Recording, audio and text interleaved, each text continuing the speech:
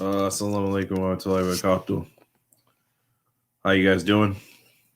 Yeah, I think I'm hella tired.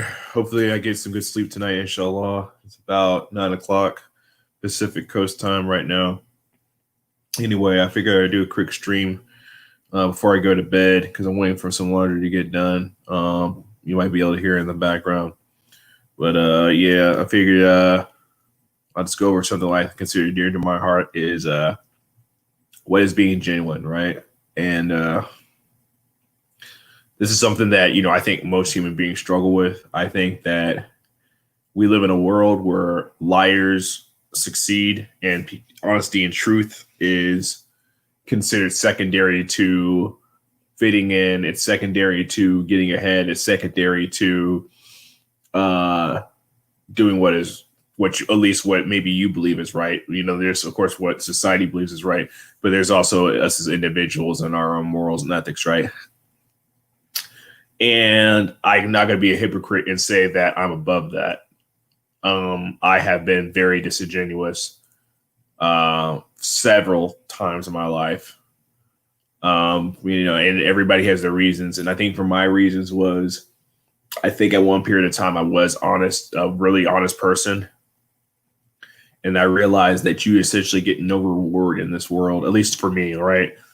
I was taught that tell the truth, be honest, and stuff like that. But then when I was like honest, I in certain situations, it seemed like I got treated a lot worse than if I would have lied about something and may have gotten caught for it later.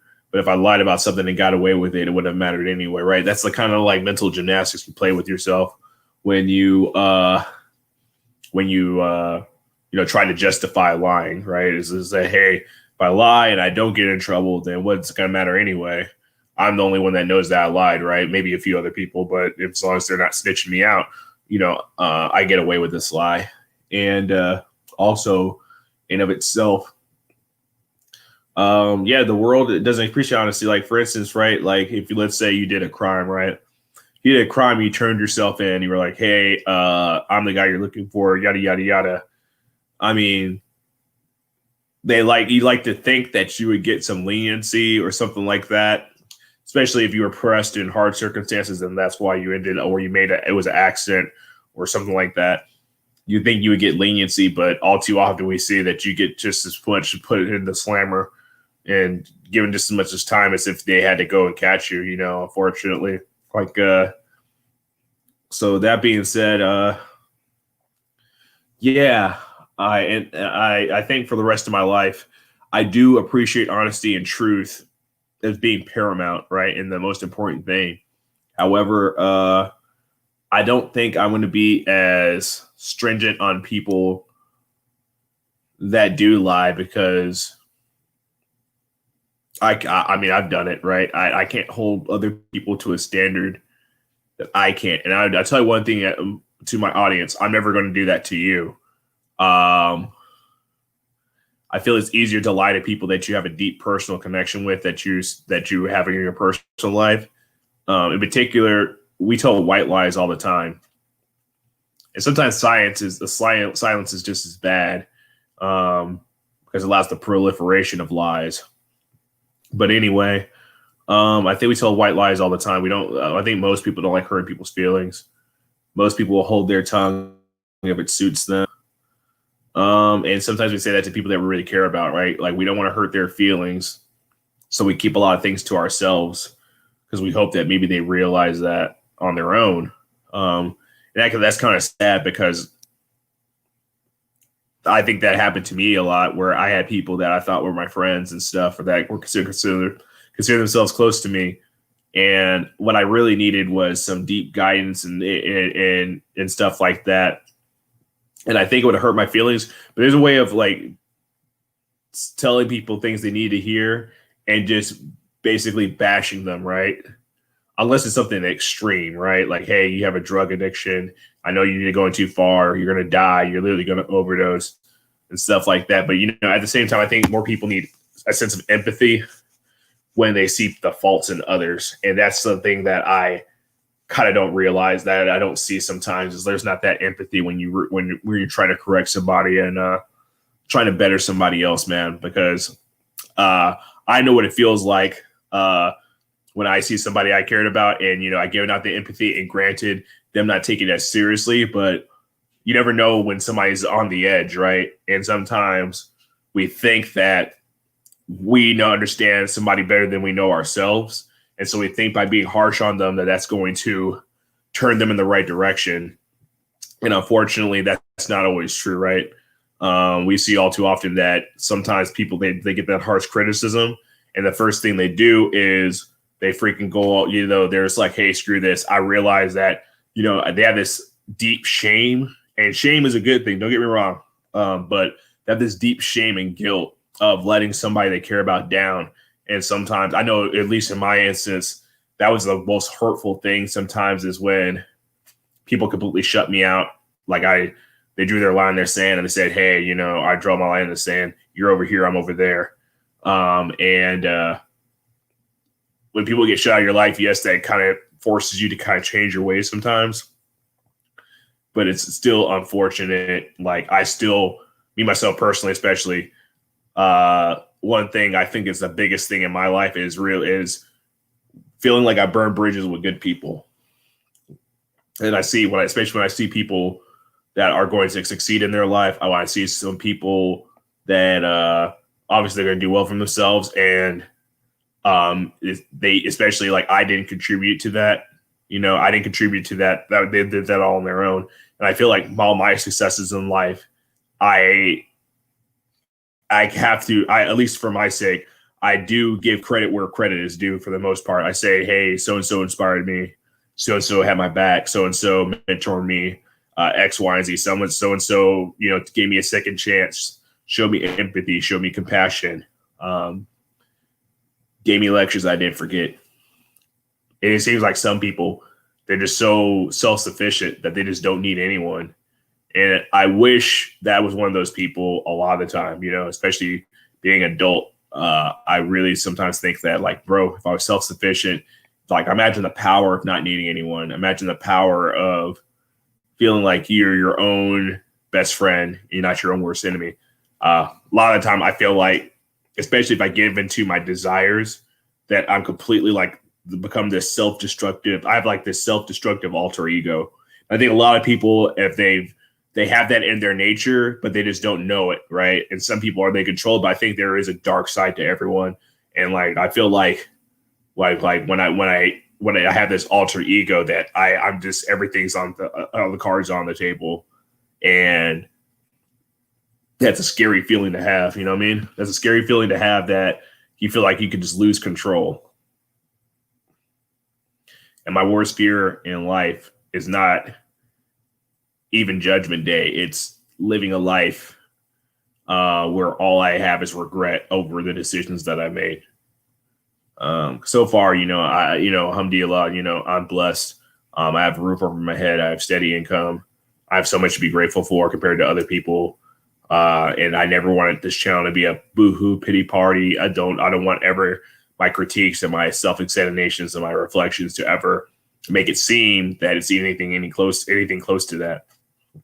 That being said, that's just a thought. So what is being genuine, and being genuine, to me, it encompasses every attribute of truth. It involves integrity, loyalty, all those things are synonymous with truth. And I think everybody that exists in this world has lied for their benefit. I mean, for, like, straight one play period, like, you're not rewarded for telling the truth. Unfortunately, in this world, like, if it's a lie is feasible and believable, often people are going to opt out to do it because it's the easy way out. I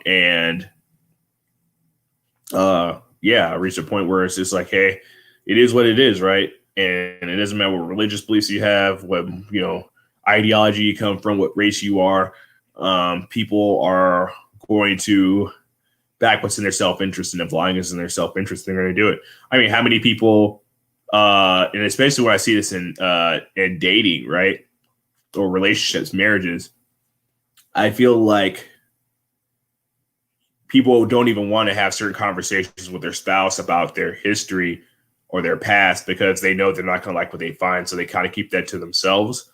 But if the people, like, even if they love each other and they have all this honesty and truth, these people still wouldn't be honest with each other because they know the repercussions of if they tell certain truths, because they know how this person feels about things. You know, I'm pretty sure, especially like with me, I one of my biggest regrets is I'm so honest about my past.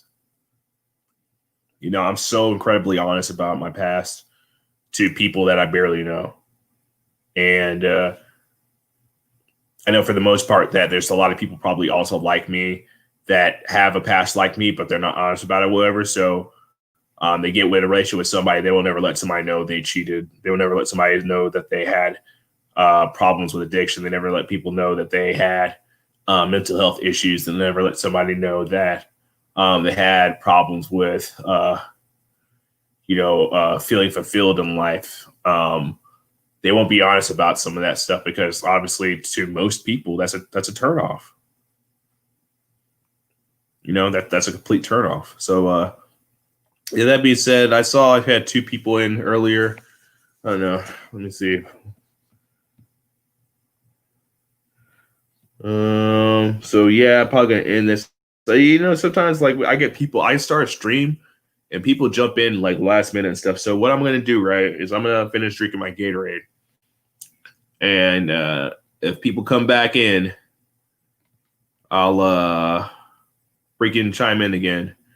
I'll give it a couple of seconds. I might be able to find something else to talk about. Hold on.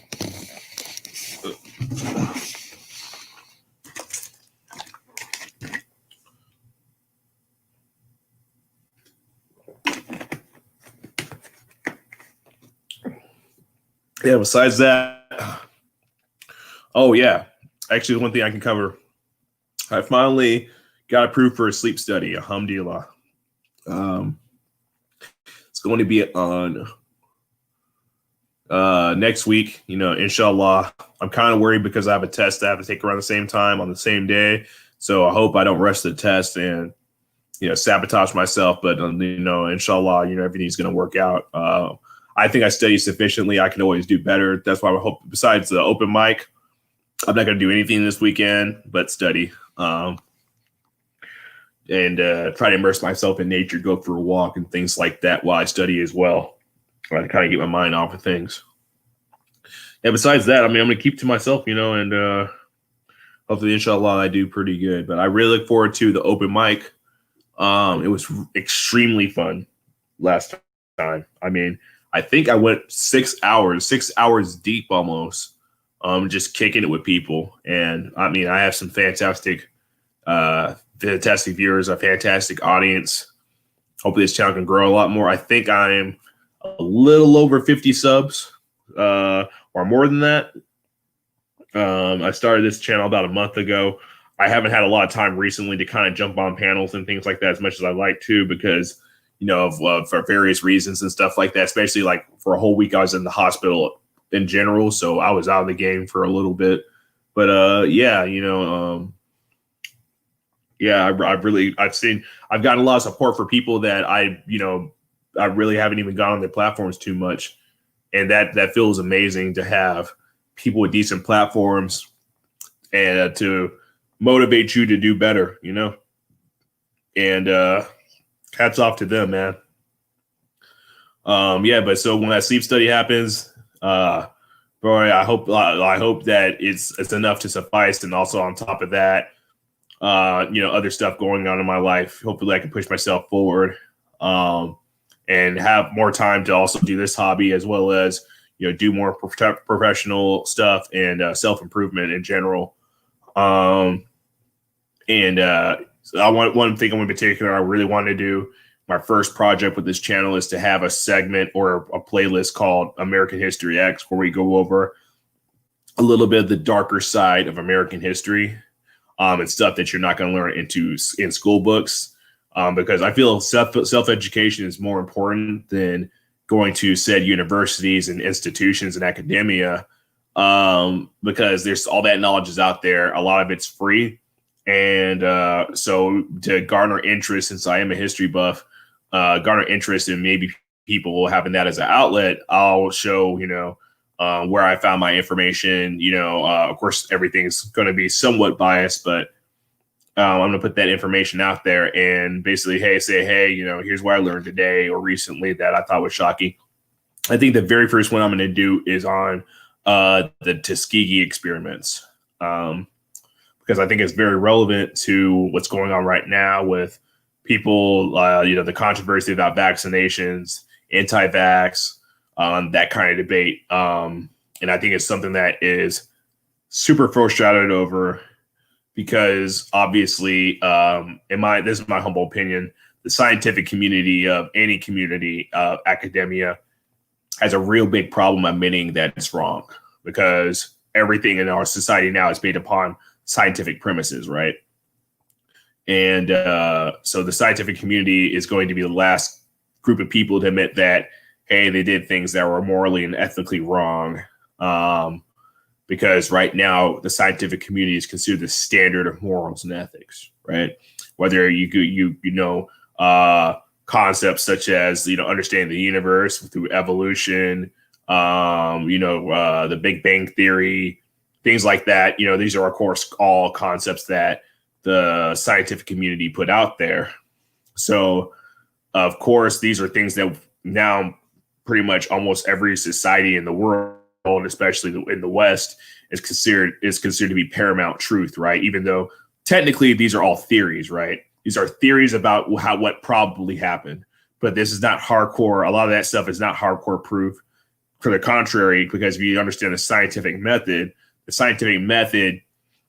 straight up says that unless something is a scientific law, right? Well, I think a scientific law would be like, all organic matter decays, or all things that are born must die, right? Like that's probably something that's indisputable, right? Because we've never really seen, at least in history, something be born that, especially if something that's of flesh, live forever, right? So in of itself, everything is finite as far as the material world as we're concerned, right? So I guess you could use it as being considered something close to scientific law. Yeah, I'm not a scientific scholar. This is how I understand it, right? A theory is something based upon something that might have happened or probably happened, right? But it's not 100% concrete proof. Why? Because like a lot of human history wasn't recorded with the devices that we have now. We have, stuff that records stuff, pictures. We have video cameras, all this kinds of stuff. We have the internet to transfer all this information. Some of the stuff before that was written history. A lot of written history, depending on where it came from, was very biased, X, Y, and Z, right? So, and we don't have time machines, so we can't go back to the beginning of the universe to find out how it was made. That's why creationists, they believe that there's an intelligent design, and that's based upon faith. And, to be very honest, Big Bang Theory is, if you actually think about it, it doesn't make actually any sense.